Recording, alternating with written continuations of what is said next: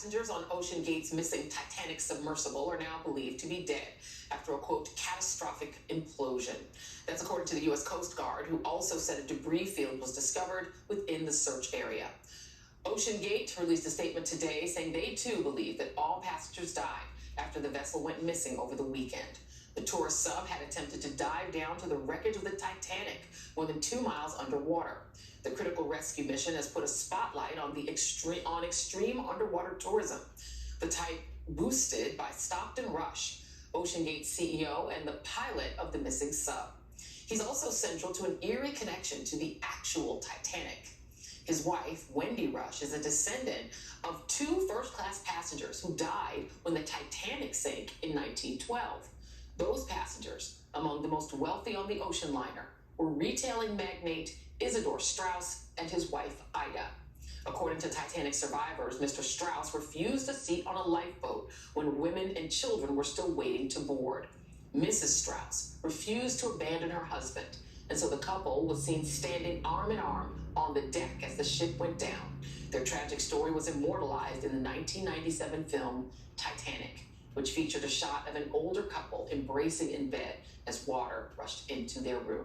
Joining me now from Boston is NBC News correspondent Tom Costello. And Tom, this story has riveted, it seems like, the entire world. It is an ending that is not unexpected, certainly tragic. What do we know about how the wreckage was actually discovered and found?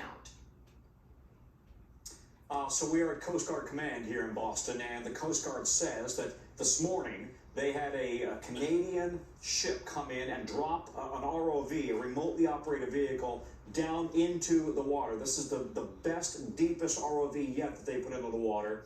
And very quickly, they started surveying the area around the known wreckage site for the Titanic, and it didn't take long. They very quickly started seeing the remains of the sub on the surface of the ocean. And it did not interfere with the Titanic wreck site, the graveyard at sea. It really was about 1,600 feet away. And as we really asked the Coast Guard for more information, they said, no, it does not appear that the sub crashed into the Titanic. Instead, it imploded in the water column above the Titanic or close to it, and then all of that debris rained down. And now we've learned from the Navy that, in fact, on Sunday, the Navy detected what sounded or was similar to the sounds of an implosion or an explosion in the water about the time that sub lost communication with the mothership. And as you know, Joy, the Navy has microphones and sensors all across the North Atlantic, really to listen for Russian sub activity. It does appear that they may have picked up the implosion of the sub.